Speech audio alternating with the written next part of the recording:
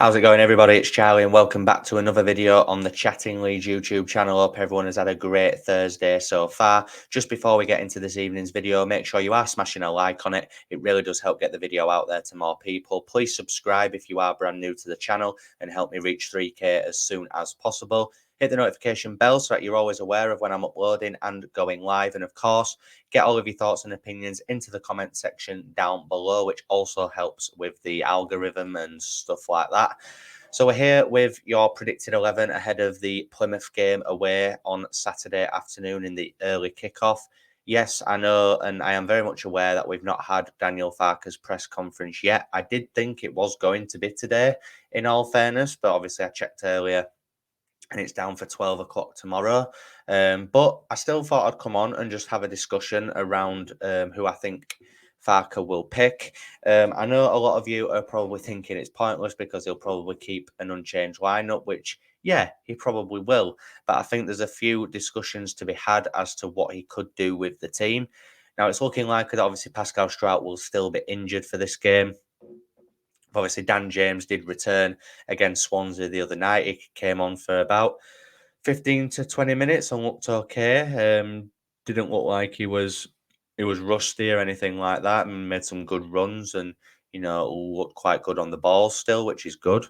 There's Connor Roberts to factor in at right back as well. Does he come in for Archie Gray? Obviously, Byram had a knock, so missed the Swansea game, didn't he? So, I mean, Firth will obviously be at left back given his good run of form at the minute. But yeah, with Dan James available, does Dan James come back in? Dan James got PFA the PFA Player of the Month for January, apparently. So does he go back in? But then you've got Gnonto, who's scored 4 goals in his last 4 games in a very good run of form. But obviously the big one is Patrick Bamford. Again, we'll hear from Daniel Farke tomorrow about the injury latest and team news, etc. But obviously Bamford having to withdraw from the starting 11 against Swansea after picking up an injury in the warm-up, which obviously saw Joel Perreault come in to the team, and he obviously scored a goal and it was a little bit more involved than what he has been of late when we've seen him, which was good, and I was happy for him to get his goal. But obviously, does Perreault maintain his place? For me, Perreault only maintains his place if Patrick Bamford is injured still. If maybe Farke just wants as a precautionary measure just to maybe leave him out of this game, just so he's right for the game against Leicester. That could be his thinking. But if Patrick Bamford is fit and is 100% match fit, then I think Bamford comes straight back in, although Perreault scored the other night. So yeah, just to confirm then who my predicted 11 will be for this game against Plymouth on Saturday. In goal will, of course, be Illan Meslier, who's been performing a lot better of late recently, albeit with not a lot to do. But I feel like his distribution's been a little bit better. I think he's starting to, like, from set pieces, he's starting to punch the ball further rather than just flapping his hand at it, which is good. So yeah, obviously Illan Meslier will obviously keep his place anyway. Right back, I do think will be Archie Gray still. It's mad that we've managed to sign Connor Roberts, who is a very, very good seasoned right back, but Archie Gray's still keeping him out of the team. And we keep saying that Archie Gray is a midfielder playing at right back, but I think the longer he keeps going on, Gray will probably turn into a right back because he's so comfortable there, knows the position really well, and that ball that he played into Gnonto for that 3rd goal the other night was sublime. So yeah, I think Archie Gray will definitely keep his place at right back for this one. And the rest of the back four pretty much picks itself, doesn't it? You've got Joe Road underneath and Ampadu as the centre-back partnership. 1 goal conceded in 7 league games with them 2 at centre-back, which is some doing. Very, very good numbers and a very impressive partnership that I do think will continue on Saturday. And left-back will, of course, be Junior Firpo Carlos, who's putting in some stellar performances. And I feel like it really helps with the back four being balanced, and it's a lot more balanced with him there.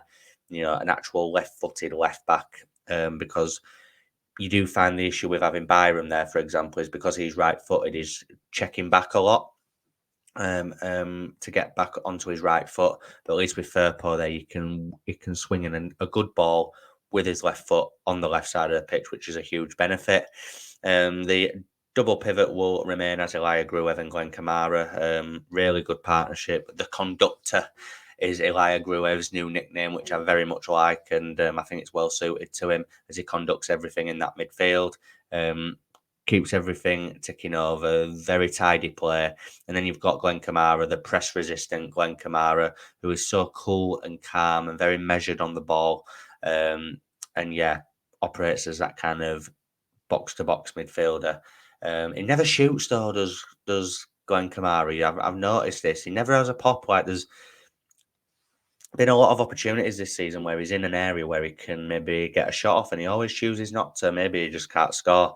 And then the three in behind the striker will, of course, be Crescencio Somerville, Jorginho Rutter, and I do think Gnonto will keep his place, just given his recent run of form.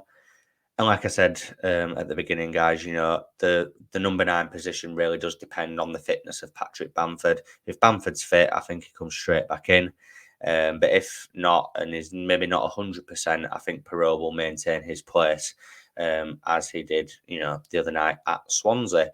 So yeah, that is my predicted 11, guys. That's my thoughts on what I think Farke will do against Plymouth Argyle at Home Park on Saturday. I will be back on the channel tomorrow evening with my match preview, where I'll be going into the game in a little bit more detail and giving my official score prediction. So make sure that you tune in to that one tomorrow evening.